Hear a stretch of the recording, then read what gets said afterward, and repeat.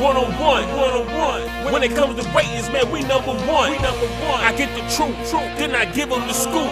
If anybody got a question, I give them the proof. Welcome to the one-on-one. When it comes to ratings, man, we number one. I get the truth, then I give them the scoop. If anybody got a question, I give them the proof. Welcome to one-on-one at LegacyMaker Sports Network.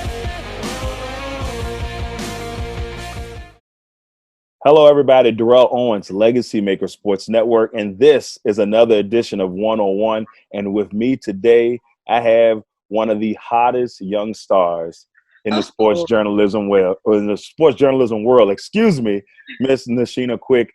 Miss Nasheena, how you doing, my love? I am good. I have not heard anyone call me Nasheena since like high school. So that's cool. Kind of cool. All right, Sheena. Well, I'll rock it out with Sheena, then we can go there. That works. And for those who don't know, Sheena is the founder of Quick Out the Blocks sports media network. You got to check her out when you get an opportunity. Hit her up on her Twitter, all that good stuff. Make sure you check her out there. And of course, she's also a sports journalist recently on ReVolt TV. Am I wrong about that? ReVolt TV, and I covered for Fox Sports 1340. That's right, in 1340. So I mean, a woman of many trades. Well, here on One-on-One, we like to get things started in the right way, and then we like to start off with the check-in. And with the check-in, we just want to check in on you, see how things have been going through COVID, and how you and your family have been handling things, and just how you've been able to keep things rolling as we are going through these tough times here in the country. I will say I've definitely had a lot of things impacted by that. The largest would be Big Three. They were primed for season 4. Last season was my first season covering every game in every city. I had covered the league, for a couple games the first 2 seasons, but last year I went all in, and they had made, some huge strides. So that was disappointing that they couldn't have their season this past summer. But of course we had no draft. Well, no physical draft. No, and it was in draft, right? So it was going to be fun. So, we had the Zoom draft, and now training camp. Obviously, things are very different. Now, I'm glad that I only have to drive 20 minutes to the facilities versus going all the way down to Wofford.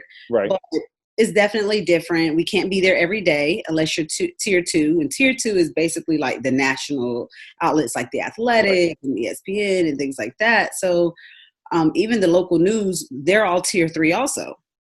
So they had to rotate us in. We have the X's on the little spots that we can stand in, and, masked up the whole time, no player availability in person. So a lot of things are different, and they're going to continue to get different, or to continue to remain different. I'm sorry, not get different, continue to remain different as we try to kind of get over the hump. Yeah. My boys are athletes, and their track season was just abruptly cut short. They normally would be getting ready for football right now. There's no football. So.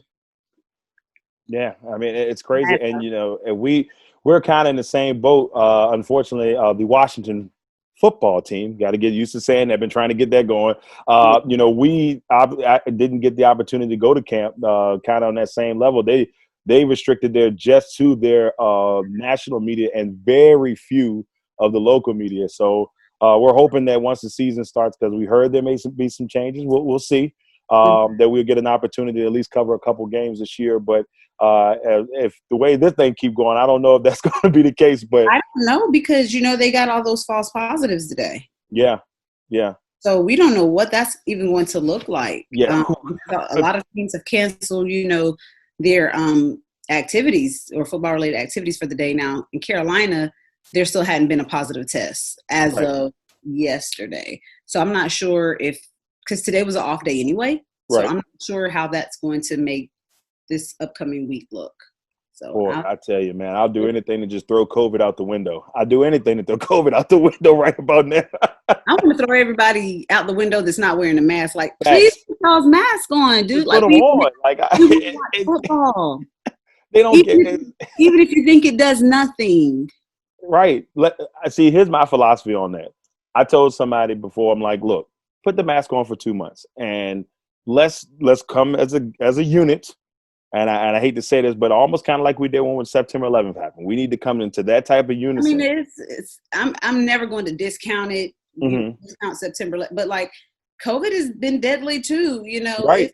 It's a lot, and it just speaks to our leadership. And that's my next point. They made it political when it's not supposed to be. This is not a political thing, but they've made it political, and now it's kind of been political on both sides instead of it being, hey, let's take care of the American citizen. Absolutely. That's the problem that we've run into, and unfortunately, until that gets fixed, which I don't know if it will, I think this is just unfortunately a new normal that we all don't want. I mean, my grandpa, passed away yesterday from COVID. So these people that are out here saying, "Oh man, this stuff's not real," you tell my real. It's definitely real. Yeah, you tell my grandfather that. You tell my uncle who died a couple months ago from it. You tell them that, and you let me know. And if it sticks around long enough, everybody's gonna have that personal, tie to it. I know people personally that tested positive. They recovered, thank God. But it's getting to the point where when everyone's like, "Oh, it's not real. It's not real." It's going to get to a point where we all know someone personally that has had COVID. Exactly. Whether, it was fatal or not, we're going to find somebody that had COVID. So let's just get it together, people. That's all we're asking for here. We want sports back. Just get it together. Not even just sports, like life. Kids go to school and have a social life. Like I feel like I'm just encapsulating them because I don't know what other people are doing or what their households are doing. So I have to. Now, luckily, I have 3 boys, so they have each other to play with. But so I mean, and that's the thing. Virtual learning, you name it. So my kids, I got 3 kids, same thing. They're in the house, they're screaming, "Dad, vacation! Let's go do something." I'm like, what are we gonna do? Because I'm not trying to catch that stuff, and then we both, and then we're all affected. So it's just one of those things. But hopefully they get everything together. Now let's get a little bit to a lighter side of things here. And Sheena, I'm gonna get better at it though. Nasheena, tell us, where did your love for sports come from? Where's that moment you said, all right, this is what I want to, this is what I want to be a part of, that passion for sports, and just that sport that gave you life. Tell us about your love of sports and your passion. Well, I have been in love with sports since I was 5 years old. I had an older cousin named Cassie. He's 3 years older than me, but we kind of grew up like brother and sister. We were all through the summers at my grandma's house. Like in the South, that happens a lot where your parents are going to work. We had so many little adventures and stuff. But he played Little League baseball. My uncle was the coach, and my cousins were on the team. They're all guys. And I was like, well, I can do that. I want to play. I could do that. And so I was like his shadow. I would run behind him, do everything. My mom wouldn't let me play that first year. So I was the bat girl and the scorekeeper, but I had to be around sports. Right. Like I got hit in the eye with the softball before. I've had the playing kickball and get the wind knocked out of you and your son. You've had that happen. Yeah. I would still come back for more. I'm like, no. And so, being that I had the older cousin, he was like this basketball phenom. He was a standout. Everyone in the family thought I was just going to be the nerd. And I was a nerd, but sports were just literally always kind of intrinsically woven into my life. So when it came time to like try out for competitive sports, I played basketball, I ran track, I played volleyball, I played softball, and softball and track are actually in the same season. So I wouldn't even practice softball. I would just go play the games because I just had enough softball knowledge that, I can catch, I can hit the ball. I'm all right. I can do this. Yeah. And so it I never thought that I would be an athlete beyond. It was just something that I could do. And it came naturally to me. But with my competitiveness, like I had to always go full out. Like, I mean, to the point where girls that were on the track team, if they played basketball, you're not beating me in a suicide or a drill or anything, because I don't need you to have any confidence going into track season that you beat me in anything. Like that's how like ridiculous I was. I had to win every rep. I had to win every suicide. And I didn't even really realize what I was doing or who I was becoming. I just know I was doing what I like to do. Right. And anything that I do, I have to go 110. I have to, or I feel like I'm wasting my time. And I feel like I'm wasting my energy. And I know this is super spiritual, super Southern, but I feel like I'm wasting the gifts that God gave me. Right. And that would make me irresponsible. So I just had to go all out. And then, when school started recruiting me, I was like, oh, I'm that good? Okay, all right. Tell me some more. yeah. I was like, that's kind of cool. Like, it was to the point, but like I said, my family, I wasn't the athlete. My grandma, she was at everything. She was at every volleyball game. She was bringing sports bras to the school, knee pads, basketball shoes, track spot. Because I would forget something every week. Like, the people in the front office were like, what did Sheena forget this time? But she was there for everything. Awesome. And ended up signing to run track at NC State. Later, I transferred to Florida State to continue my athletic career. But sports have always been a part of my life. Like, always. Even after I became a mom, my ex-husband, he was an athlete too. Sports had been a part of his life. His family had actually started a track and field club in Durham called the Durham Striders that were really good nationally. So they had been running track since they were 4 and 5 years old. So of course my kids grow up and boom, they're running track, they're playing soccer, they're playing, but I let them play everything to decide what they wanted to do. I didn't want them to feel like, okay, mom and dad ran track, so I have to run track. Dad played football, I have to play football. Mom played basketball. I just let them naturally do what they do. And it's just crazy how genetics works. They do the same events that me and my ex-husband did. Trey was out there for AAU track, and he decided he wanted to do the multi events, which is kind of like the decathlon, but it's the pentathlon for younger children. It's five events. And he did so good in high jump, he ended up taking that as his individual event, and he was an All-American. He had never even practiced it. He taught himself how to do it during the meets. Like, his grandfather, because like I said, we're a track family. Right. When did he start high jumping? I said, he was like, does he practice? I said, no, he didn't practice. Mama got good genes. Baby got good genes. That high jumped, I want to say 6'11" in high school. And he didn't even pursue track. He ran, he played football. That's crazy. Triple jumped 50 feet. He long jumped like 25 feet in high school. He made it to the Olympic trials as a high school senior. So those are it's just always been around. Like, it's just always been, that's what's making my kids go so crazy right now because they need to get out. Let me loose. I had to order an agility kit, and they're outside doing ladder drills and DB drills, and those are just, they're not doing it because I'm telling them they have to. They just want to do it. And when you have a love for sport like that, it doesn't feel like a chore. So for me, my degrees are in accounting and international marketing. But going through my divorce, writing about sports kind of became like just something for me to do to fill my time. And it just took off. And again, like I said, even though it was a hobby, I was like, no, I got to go all out, man. I'm not just going to cover these games. I'm going to go to training camp. I'm going to go to the draft. I'm going to go to the combine because I felt like I was a step or two behind just covering camp. The other, media members, they had been there. They know who these guys are. They know where their strengths and weaknesses are. They know their college careers. And I was like, nah, if I'm going to do this, I got to go all out. I got to start knowing what their strengths and weaknesses are. I got to know what the Panthers need. I got to know what athletes fit their personnel, athletic wise, as well as personality, and just being a student of the game. Like, I had to just go all in. Right. So I've been doing that for about 4 years now. I was just like, I got to do everything. I'm doing a Pro Bowl. I'm doing a Super Bowl.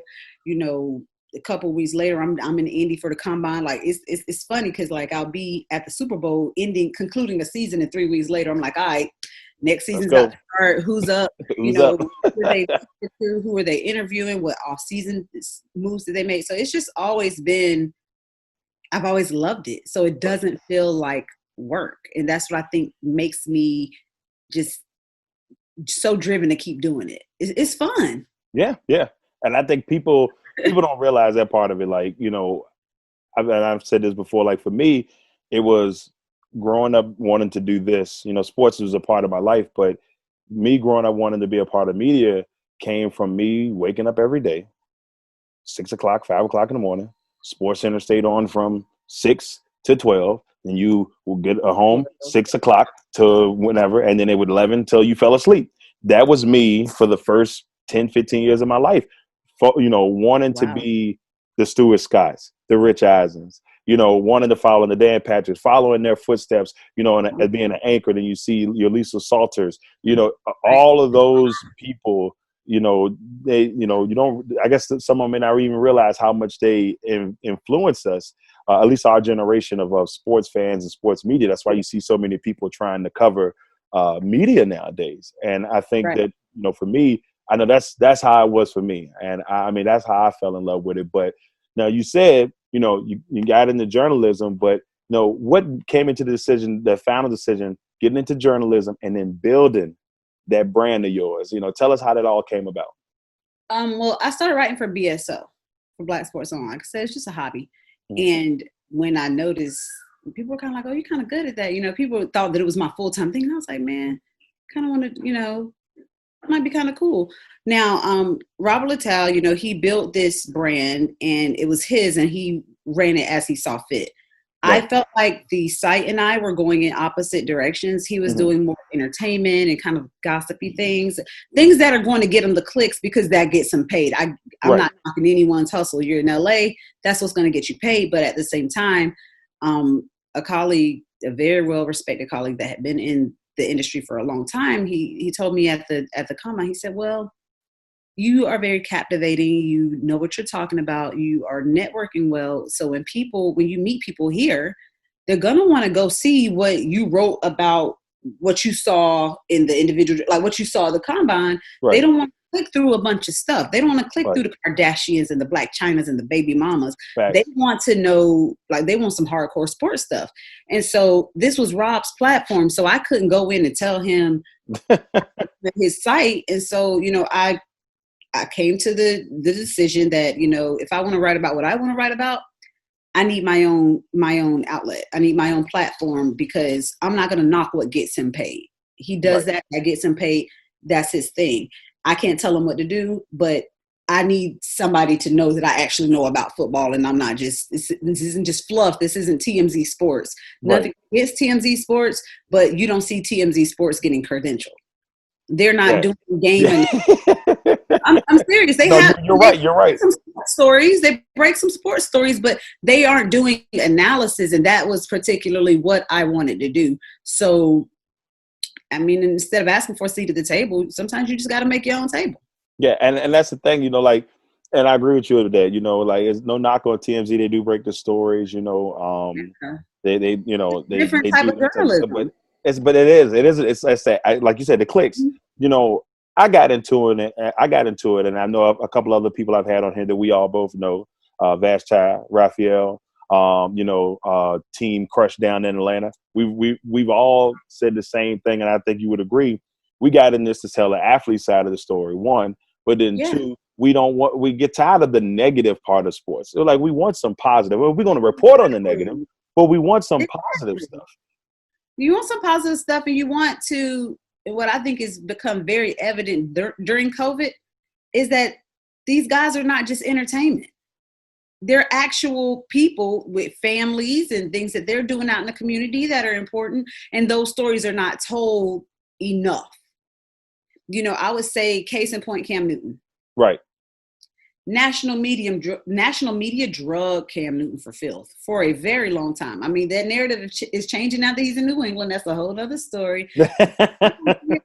I particularly heard the sportscaster talk about how selfish he is. And he's a me person. And I'm like, this man spends hundreds of thousands of dollars in philanthropic efforts. Right. From Atlanta to Charlotte. And you never hear about that stuff on national media. No one talks about that. And I get it, they're talking about him as the athlete, but the fact that the man wears what he wants to wear and dances during, doesn't make him a selfish player. You know, all of his teammates always talk about how good of a leader he is and that role that he plays. And, you know, even reaching back to the youth, his 7-on-7 team has produced NFL talent.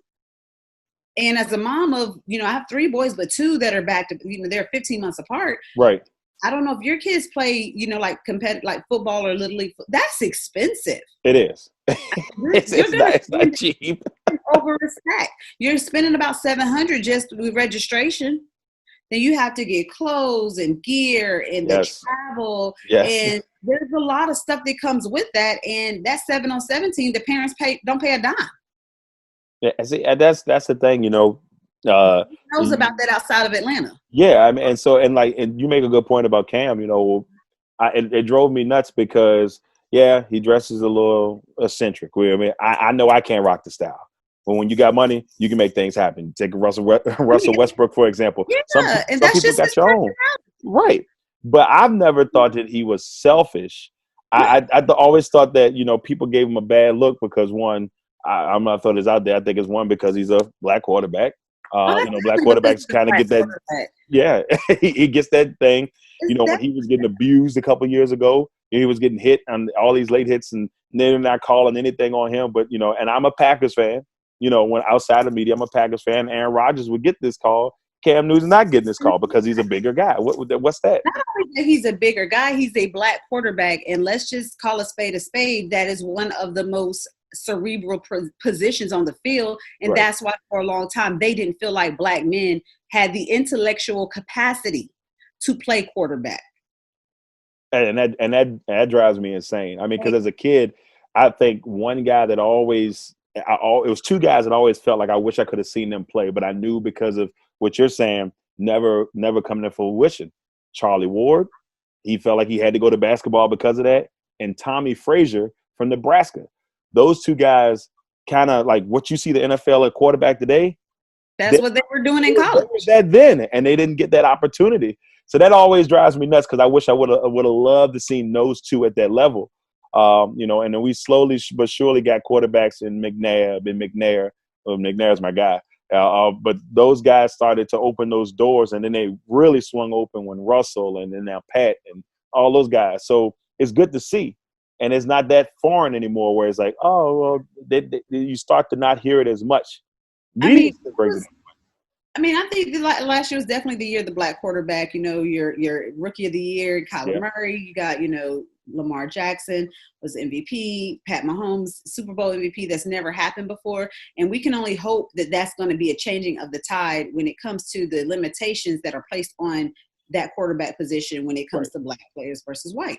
I mean, for the life of me, and I kept saying it, I would never understand where being athletic is a weakness for a freaking athlete. Yeah, I don't understand that. Athleticism or Lamar Jackson athleticism, they were looking, he's getting himself in position to get injured. But then you get a Josh Allen where they're talking about, look at all these rushing touchdowns. And it's like, okay.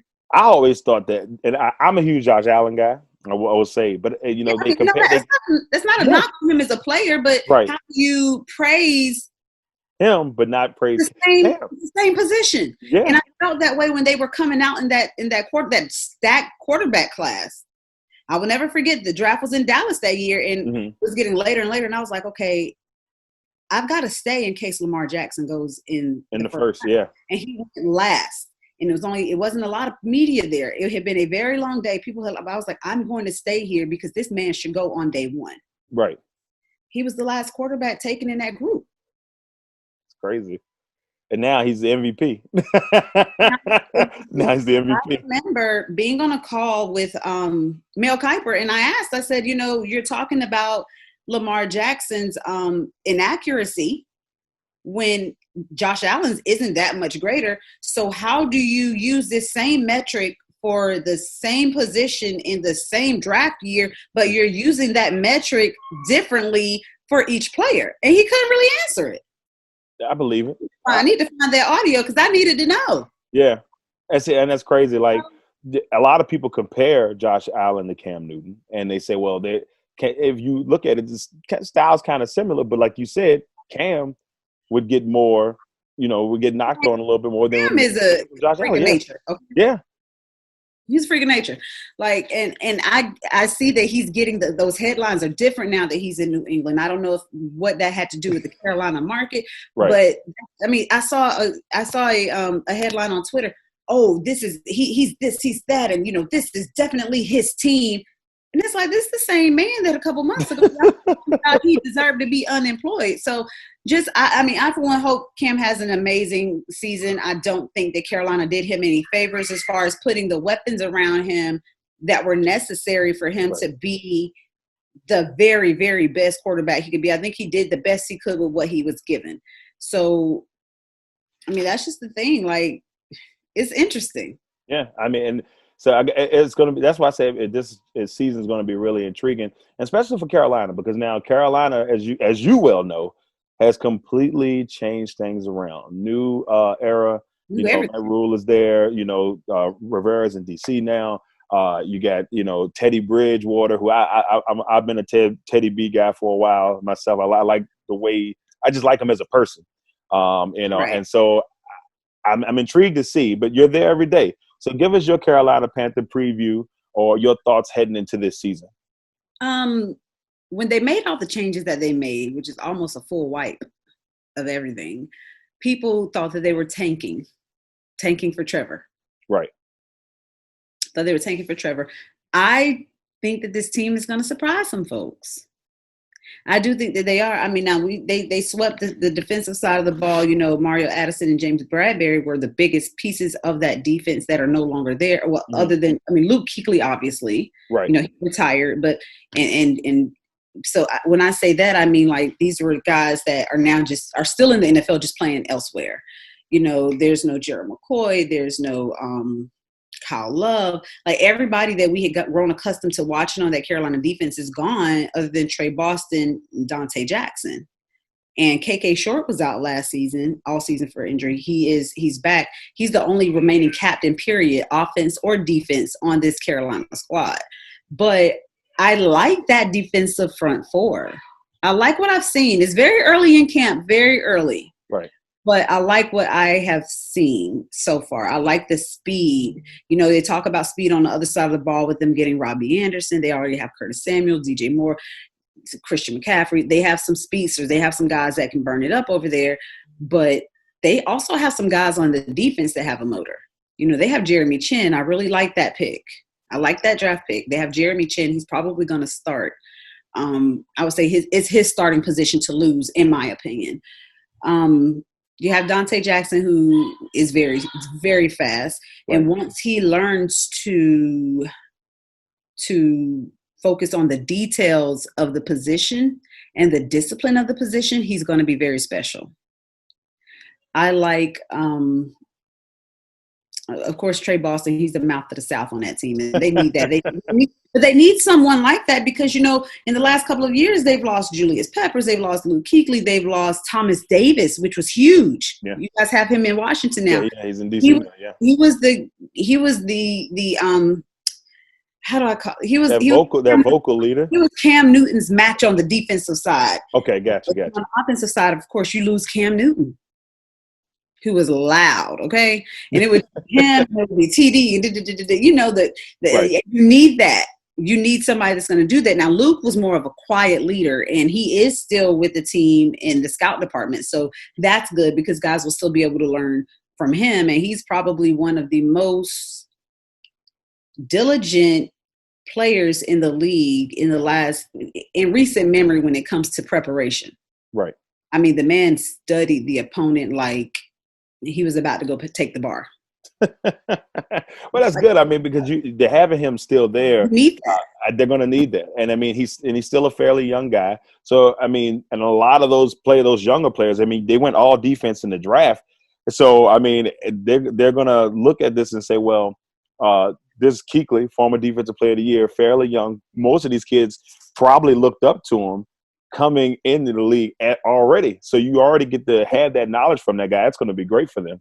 I mean, and Tahir Whitehead, you know, they came out the same draft class, and he was like, you know, I'd be a fool not to pick his brain while he's here. Right. I mean, I'd be crazy not to take advantage of him still being in the building. So, you know, you have Tahir, you have Stephen Weatherly, that I did not know he was that fast. He's pretty Derek Brown has great footwork and handwork for his size. He's a big boy. He's impressive. Then we have Brian Burns, who's due that season. He started out having a standout rookie year, and his snaps went down considerably. Mm-hmm. You know, people were talking about him the first 2-3 weeks of the season as defensive rookie of the year. So, you know, you have him. His wrist is 100% better. He's healthy. You know, he's put on a little bit of muscle, you know, but still retained his speed. So I think that this defense is going to shock a lot of people. And on offense, of course, you have Christian McCaffrey. Yeah. And the biggest thing is people are like, oh, Teddy Bridgewater over Cam Newton. They're different players, but they can still get it done. I, for one, am excited about Teddy. I think that he definitely worked his ass off. I'm sorry, I don't know if you have to censor it. No censor. You're solid. To come back from that injury, because it was a gruesome injury that ends careers. Right. A couple years later, he's back into a starting position that I think he deserves. He showed us in New Orleans that he still has some good football left in him. And with the weapons that have been placed around him, I think that he can do good things. Now, the thing that kind of just has been the Achilles heel in Carolina has always been that offensive line. Right. So that's going to tell the tale on how this season goes for them. If Teddy B can stay off of his back, this offense has a chance to do great things. Now, if I'm not mistaken, Teddy B and Matt Rule used to be together in Minnesota, correct? I'm not sure. I'm not saying that wrong. Because I know Matt's time, like his NFL experience was very small. Very limited, right? Okay. I don't remember if he was in Minnesota. I do know he has experience with Joe Brady. Okay. He does have experience with Joe Brady, who's the new offensive coordinator. So, they have that advantage. The Panthers are a team that all knew everything, and they needed this offseason to have OTAs and rookie mini camps and things like that, and they didn't get to have that because of COVID. So any sense of familiarity is going to be, snatched up by them. And the fact that Teddy and Joe Brady have that familiarity, that's one of the most important connections on the team, is the quarterback and the OC. So I think that definitely helps kind of soften the blow of the growing pains that we're going to see. See, and that's the thing. I knew it was some type of connection there, but on that offensive side, I think of Robbie Anderson. I believe also was at Temple when Rule was there. And I could be wrong on that, but like I said, I like overall what they've done, because I feel like they're not, like you said, I don't think they're rebuilding per se. I just think it's going to be a different way of life. So it's a rebuild, but people think that a rebuild means you tear it completely down and you are just trash for the foreseeable future. I don't think so. I mean, I think it's definitely going to be some growing pains for sure, but I don't think it's going to be quite as bad as it looked. It just looked like everybody was just jumping ship. Like, yeah, it was happening fast too. I was like, man, they are tearing things down in Carolina. I mean, like I said, Kyle Love was gone. Vernon Butler's gone. Mario Atkinson's gone. Most of them, I think all three of them might be in New York. No. Kyle Love, I think, is in Dallas. James Bradbury, who honestly was the most consistent part of that secondary, because Carolina had a revolving door at secondary for a while there after the 2015 season. Yeah, because he came in as a rookie and started. And he has progressed. He progressed over time throughout his contract, throughout his 4 years. And he was going up against, Julio Jones, Mike Evans, Michael Thomas, and he was holding his own. So, that was a huge blow to them, because on the other side of who's going to start opposite of Dante Jackson? And that's where it gets interesting. Assuming Dante Jackson starts. Right. So it's just going to be, it's an interesting camp. So it's only 1 weekend for media anyway. So. Right. Well, I can't wait. I can't wait the season start. I mean, I was telling a friend, I was like, man, it's probably 18 days away, and it doesn't really. It's kind of weird because it's 2 or 3 weeks away, and I'm like, man, the season is just crept up on us. We were so focused on COVID, I completely forgot that the season was here, but it's here in front of us. So I just can't wait for some football to go down. And I think if we're both lucky, we may get to see each other in late December when Carolina comes up to Washington. So who knows? Who knows? Maybe we get lucky and that happens then. So everybody, now it's time for my favorite part of the show.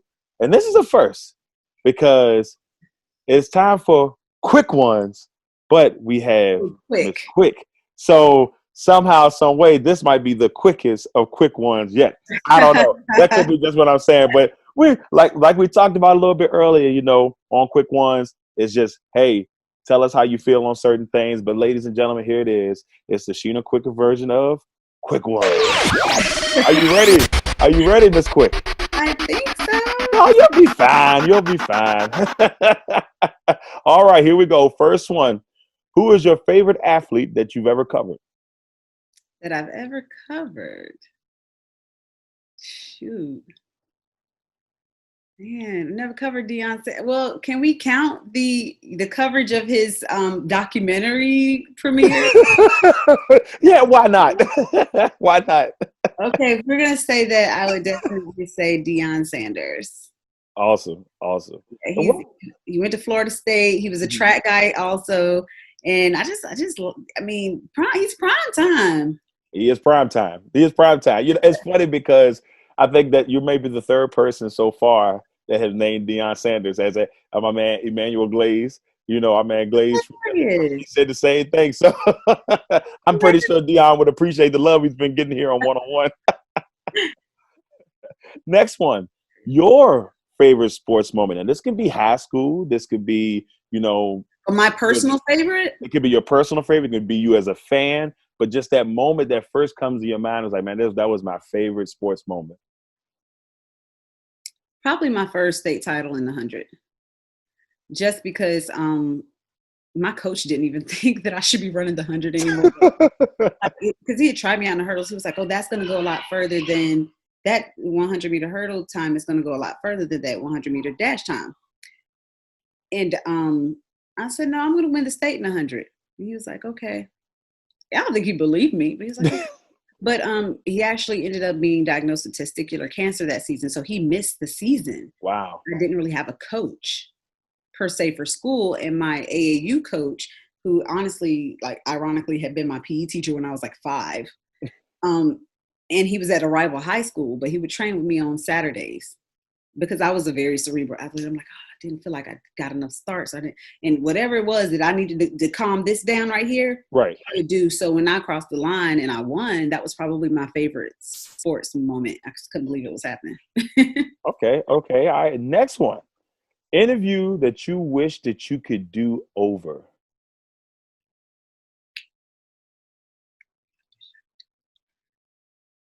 Lisa Leslie. Ah. Yeah.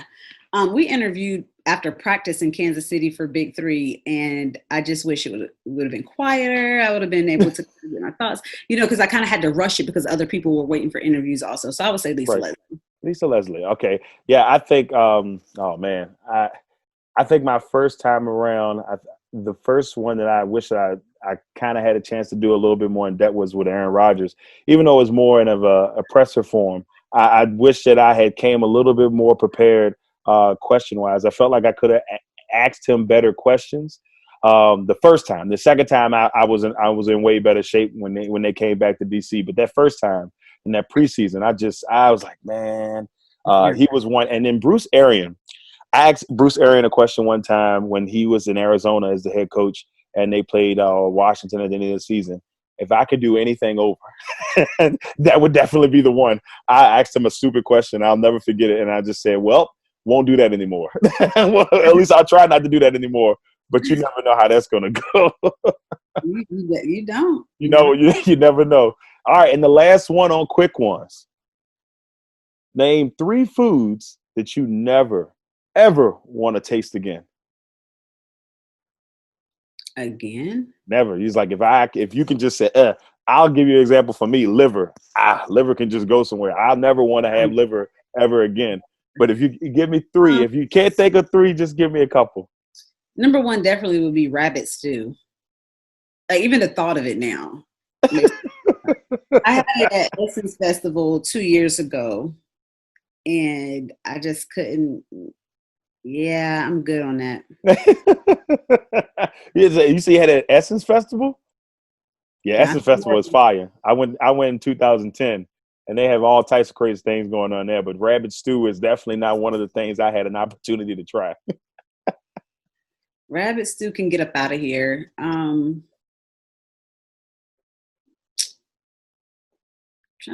That might be the only one. That's the only way. Hey, that's all good. That's all good. I was, it's funny because like, liver's always been one for me. I just don't know. I've had rabbit before, fried. I've had it like baked. It's not terrible. But for me, liver. I had it once when I was like 6, and I don't know if it's because of the way the person made it. I don't know, but I've I never will never had eat. liver. I'll See, that's never eat I again. think I think my list is so short because like if something does not sound appealing to me, I'm like, No, I'm good. I'm saying no, I don't want those problems. I never had liver or gizzards. Gizzards are not bad. They just can be a little tough at times. I mean, it just and if you eat the I'm a wrong gizzard, it's texture like person just too. gristle. Yeah, I'm a texture person too. So if I bite into that and it doesn't, I don't like when it comes to texture. I would probably throw mushrooms in there. Like I can't do mushrooms. Like I don't know what it is, but everything. I like the flavor. It's the texture though. Like I can't mess with that texture. I don't know what it is. Just Are you from the South? I am. I'm in Virginia. I mean, I'm like, but I'm borderline because we right before you Yes, make the y'all think y'all up north sometimes.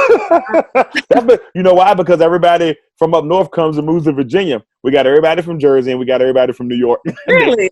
Yes. We have Wow. a lot of my wife, her family's from Jersey. Most of I got a lot of people that I know. They left New York to come here, and then they complain about Virginia the whole time. I can't stand it. It's like, well, go back to New York. No, I don't want them problems. Oh, okay. Well, then you're here. You might as well enjoy it. You had fried mushrooms? No, not fried mushrooms. I haven't had fried mushrooms. Are they good? Fire. Fire? Okay. Maybe one time I'll try. I'll try just because you You're from said the it. South. We fry everything. Yeah, that's true too. I'm on a little 30-day diet, so I can't eat fried food. But yeah, we fry everything in the South, like Oreos. I've had fried Oreos. Fried Oreos are fire.